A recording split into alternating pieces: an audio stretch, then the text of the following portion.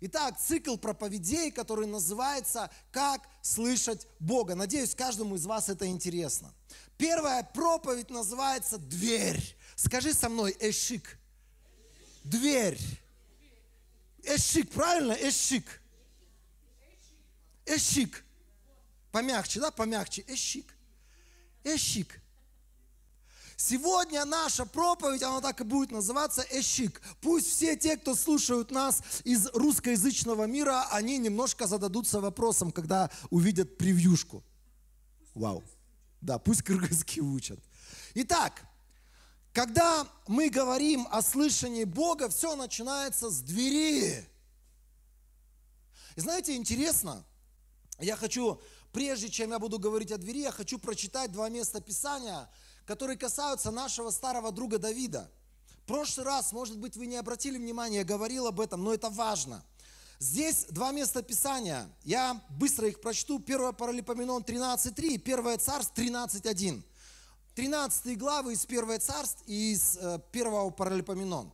Вот в Паралипоменон там написано о том, что Давид собирает всех ребят в Израиле и говорит: перенесем к себе ковчег нашего Бога, ведь пока правил Саул, мы не вопрошали его. Здесь говорится о том, что в Израиле не было присутствия Божьего. Вы же все помните, что Израиль – это практически прообраз новозаветней церкви. В определенном смысле можно с этим согласиться в каких-то вещах. Это народ Божий. И представьте себе сегодня церковь без присутствия Божьего. Можете представить себе? Я думаю, это, наверное, самое страшное. Это как машина, которая у тебя стоит во дворе, но у нее двигателя нет. Есть машина, ты выходишь, ты ее гладишь, говоришь: ты крутая, ты можешь 200 км в час ездить, но на самом деле она не может, потому что у нее нет сердца. Церковь без присутствия Божьего – это церковь без сердца. Мы можем быть хорошими, мы можем быть движниковыми, мы можем быть просто шикарными в глазах общества, но если у нас нет присутствия Божьего, мы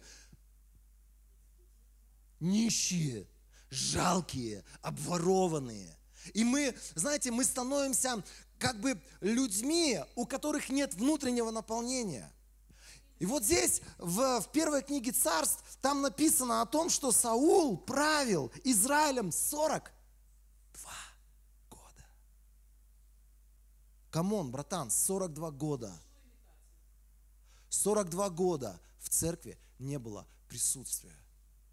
42 года мы делали вид, что мы поем для Бога, мы молимся, мы поклоняемся, но нет присутствия, нет отношений. Знаете, можно быть верующим и не иметь отношения с Богом. Я помню, однажды я пришел на одно собрание, это были практически служители церквей. И я сказал: Бог мне сказал, чтобы я собрал свою семью и уехал в другой город. Они на меня посмотрели, и они сказали так: в смысле тебе Бог сказал?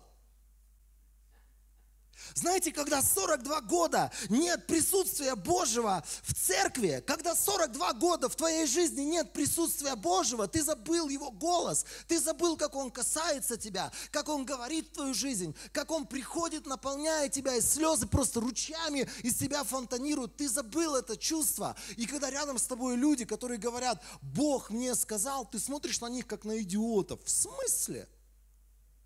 То есть ты начинаешь даже переставать внутри своего сердца, что Бог – это Бог говорящий. Итак, наш Бог – это Бог говорящий, и все начинается с двери. Скажи со мной: дверь. Это важное слово, которое я хотел бы, чтобы оно отпечаталось в твоей голове. Кто из вас в Новом Завете может мне напомнить хоть какое-то место Писания, где говорится о двери? Давайте. «Се стою у двери и стучу». 3 глава Откровения, 18 стих, если я не ошибаюсь. Еще. «Я дверь овцам». Какая глава? Иоанна, 10 глава, 7 по 9 стих. Я просто готовился, а ты не готовилась, поэтому у нас разница такая. Еще про двери что можете сказать? Тан-тан-таран-дан-дан. Давайте, друзья. Да? Нет, что-то не то. Там про окна, видимо, да? Окна небесные откроются, нет? Стучите, и отворят вам двери, друзья. Есть еще мысли про двери? Давайте, двери. Эшиктер, давайте, кто кыргызча читает Библию? Стою у двери и стучу, уже говорили. У нас такая викторина сегодня. Хорошая викторина, ты будешь призывы давать. Итак, давайте по порядку. Первое, о чем мы будем говорить, какая есть дверь. Знаете, на самом деле, одна дверь – это дверь Евангелия. Помните, Павел говорит, я прошу вас о том, чтобы вы молились, для того, чтобы дверь для проповеди язычников была открыта широко в моей жизни. Помните? Это вообще молитва, которая должна быть сегодня у нас, у церкви. Отец, открой двери Евангелия нашей страны, чтобы люди разных поколений, разных национальностей, возрастов, социального положения принимали спасение. Извините, что кричу. Первая дверь, мы сегодня о ней не будем говорить. Мы потом об этом поговорим. Это тоже важная дверь. Дверь для проповеди Евангелия. Но то, с чего я хотел бы, чтобы мы начали, это Евангелие от Иоанна, 10 глава, 7 стиха. Открой, пожалуйста, свою Библию. Для нас уже открыли другой, на стене Библию. Тогда Иисус сказал, говорю вам истину, я дверь для овец. Все, кто приходили до меня, воры и разбойники, и овцы их не послушали. Я дверь. Иисус говорит о себе, я дверь. Кто входит через меня, тот будет спасен. Он сможет входить и выходить, и найдет пастбище. Вор приходит только для того, чтобы убить, украсть и разрушить. А я пришел, чтобы дать жизнь, и притом в избытке. Что это за дверь? Друзья, Иисус сегодня – это дверь в небеса. Можете со мной согласиться? В Царство Божие. Нет ни одной другой двери, через которую люди сегодня могли бы проникнуть в Царство Божие. Знаете, какая беда? Сегодня очень много религий, сегодня очень много так называемых путей. Но один путь, который ведет к двери в Царство Божие – Иисус Христос. Иисус Христос – единственная дверь, через которую ты, если ты ее откроешь, то ты войдешь и пажить найдешь. И ты соединишься с Богом Всемогущим. Сегодня для тебя эта дверь открыта через жертву Господа Иисуса на Голгофском кресте. Почему? Потому что Сын Божий, который не имеет на себе пятна греха, заплатил за твою греховную жизнь собственной жизнью, собственной смертью и собственным воскресением. Для того, чтобы поменяться с тобой местами. Потому что из-за наших грехов мы были все, независимо от того, сколько мы там баранов в жертву принесли, какие мы религиозные обычаи совершили, мы все были обречены попасть в ад, потому что плата за грех всегда одна. Это смерть духовная и смерть вечная. Поэтому Иисус приходит на крест, Он меняется со мной местом, Он умирает вместо меня, Он платит цену за мои грехи. И если я сегодня принимаю Его в свою жизнь, я открываю свою жизнь для Царства Божьего. Или лучше так, я открываю дверь в Царство Божие и вхожу в эту дверь через Иисуса Христа.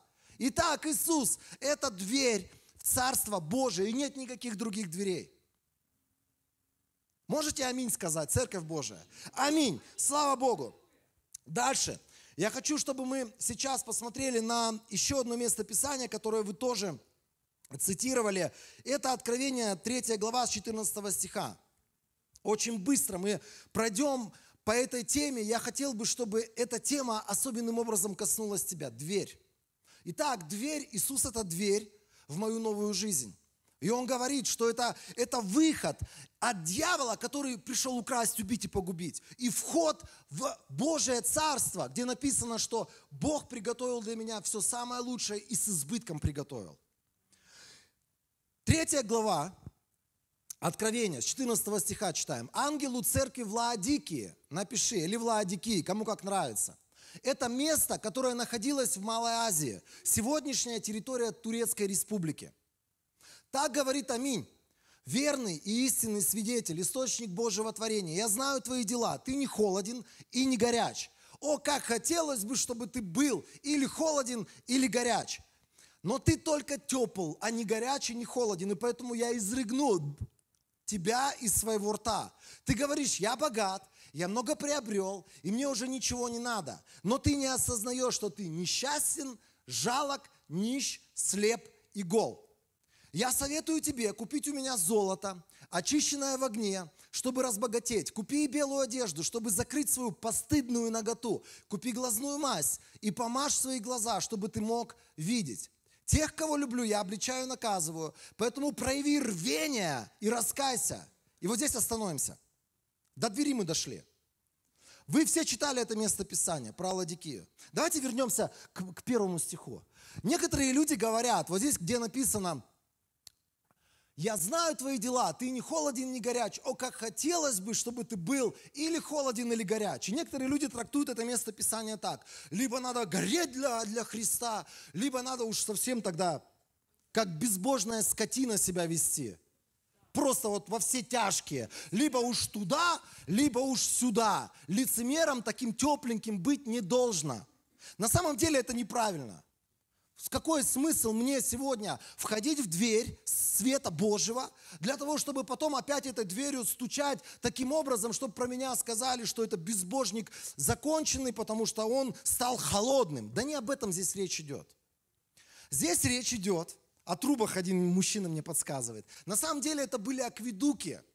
Это, знаете, история Лаодикии очень интересно описывается Риком Реннером, да, ой, я просто с другим Риком чуть не спутал. Пастор Рик Реннер, привет ему. Рик Реннер – это человек, который написал огромный труд о 7 церквях. Есть такие 2 здоровенные книги. И вот когда я читал эти книги, я понимал, что это большой труд, который сделал Рик Реннер со своей командой. Я просто делюсь, это не плагиат, я делюсь со ссылочкой на брата Реннера. Итак, он объясняет о том, что по истории того времени Лаодикия находилась в долине, а на пригорках или на горах было 2 источника. Горячей воды и холодной воды, 2 источника. И мудрые лаодикийцы построили себе акведуки, по которым эта вода текла к ним в город. И они думали, в горячей мы будем купаться, а холодную будем пить. Но все пошло не так, как всегда. Представьте себе, пока вода течет по акведукам, с горячей водой что происходит? Она остывает. А с холодной водой в теплой Турции что происходит? Она нагревается. Те, кто были в Турции, понимают, о чем речь. И практически эти 2 источника теряют смысл. Они теряют свою уникальность. Они теряют вообще, вот суть этих акведуков теряет смысл. Потому что одна должна тебя охлаждать, другая должна тебя греть. Но ни того, ни другого не происходит. Причем эта вода была минеральная. Если ты попробуешь попить сегодня минеральную воду, ради интереса, можешь поставить где-то на солнышко минеральную водичку и попробовать ее попить, джалалабадскую. Здесь Иисус говорит: я выплюну тебя. Но на самом деле в оригинале изблюю это слово. Простите, пожалуйста, но это то, как написано там. Здесь не говорится о том, что я должен, знаете, вот гореть, это значит, приходишь на собрание, у тебя вот такие прям глаза должны быть, по тебе видно, ты горишь. А другой пришел такой теплый, он такой просто спокойный. А на самом деле это его, как это говорят, не характер, а темперамент. Это его темперамент, он простой, такой тихий человек, и про него все думают: ага, наверное, теплый. Лучше бы ты был холодным, или ты лучше был горячим. Да нет, друзья, здесь совсем о других вещах говорится. Здесь говорится о том, что по прошествии времени вода теряет свои качества, пока она приходит к конечному покупателю. И Иисус с этим сравнивает нас. Когда мы приходим ко Христу, дверь, которая должна быть открыта для Христа, для отношений со Христом, это наше сердце. Вот здесь существует какая-то невидимая дверь, перед которой стоит Иисус и стучит. И эта дверь, она может быть либо открыта, либо закрыта. У вас есть версии, что это за дверь такая? Дверь, что это? Что это за дверь такая? Давай вернемся к тому месту, где написано: «Се стою у двери и стучу». Вот стою. Вот я стою у двери и стучу. Кто услышит мой голос и откроет дверь, к тому я войду и буду ужинать с ним, а он со мной. Это духовная дверь, соглашаемся? Дверь духовная. Что она означает? Что за такая духовная дверь? Да, это дверь сердца. Это дверь сердца. Что она означает? Ты хорошая помощница. Бог мне послал самого лучшего помощника в жизнь. Это означает, твоя духовная дверь, она может быть закрыта или открыта, и это зависит от уровня твоей жажды. От уровня твоего богоискания. Знаешь, ты можешь прийти сейчас на собрание.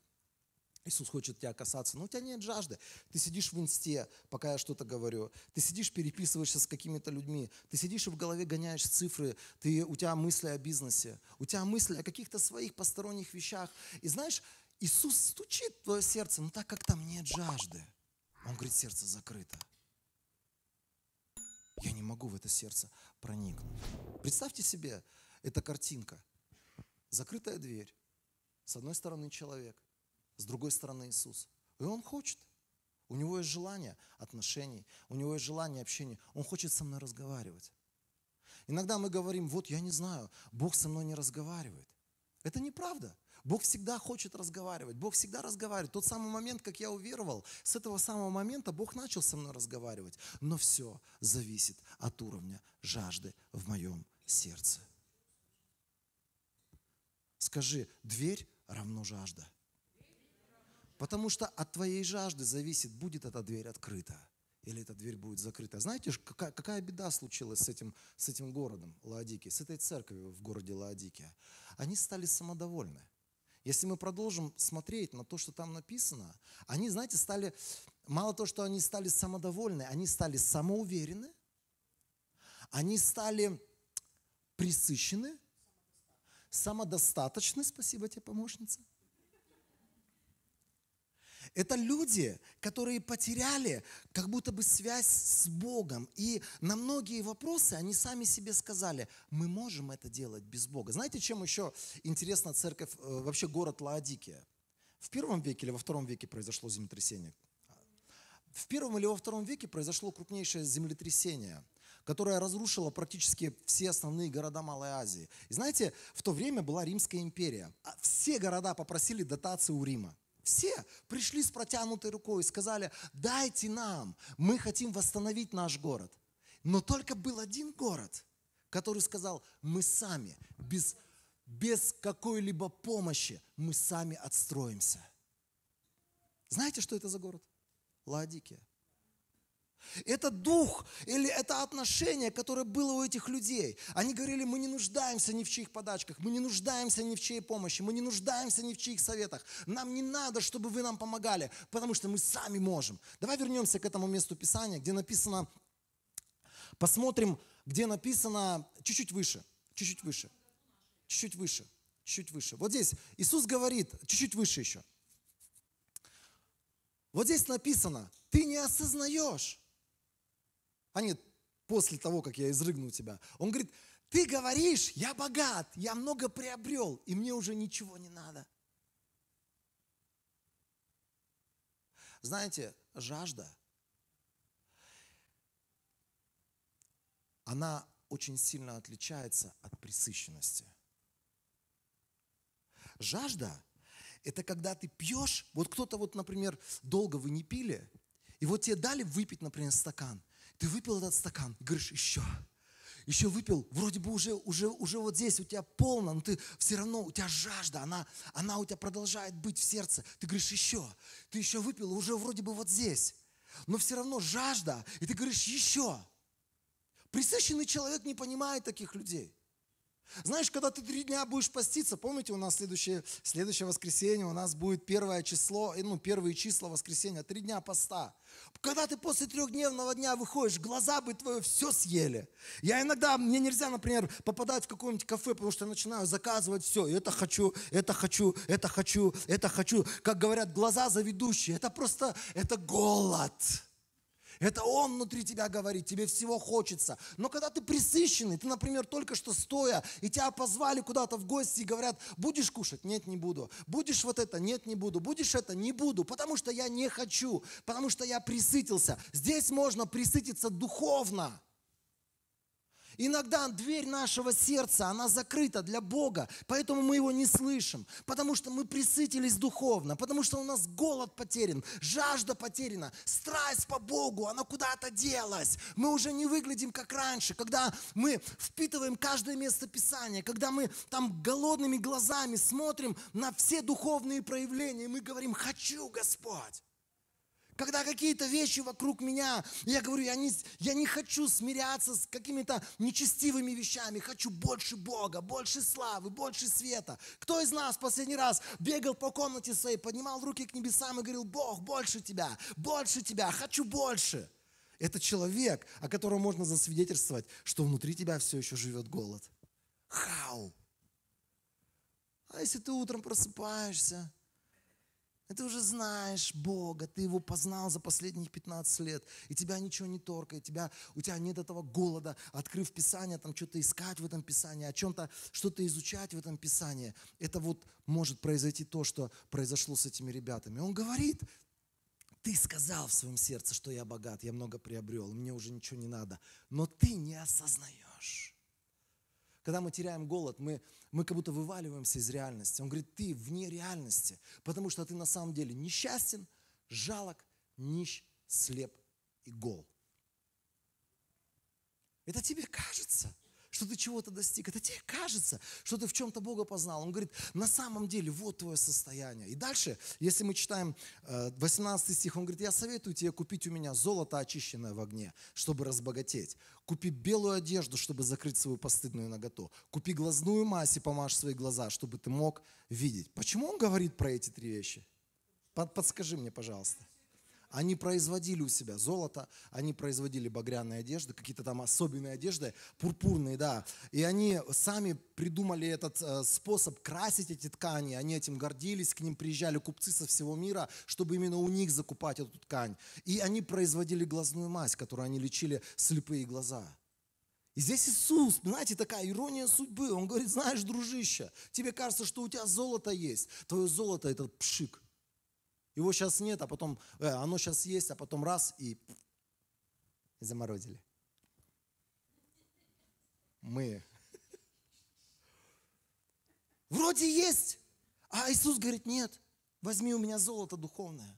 Помажь свои глаза моей мазью. Надень на себя одежды, которые не истлеют. Надень на себя сегодня ту одежду, которая от меня приходит. Знаете, друзья, все начинается с двери, которая либо открыта, либо закрыта. И все начинается с меня. Когда я говорю внутри своего сердца: Бог, я, может быть, пришел к моменту, когда я внутри себя потерял какую-то жажду. Знаете, что такое потерять жажду? Когда, например, вот мы с Алиной дружили, к примеру, мы еще даже и не думали о том, что мы станем мужем и женой. Мы просто дружили. Мы так страстно... Какие-то вещи каждый раз выясняешь. С кем живу, да. Знаете, когда ты дружишь, или, ладно, так, не дружишь, у тебя невеста, ты об этой невесте думаешь каждый день.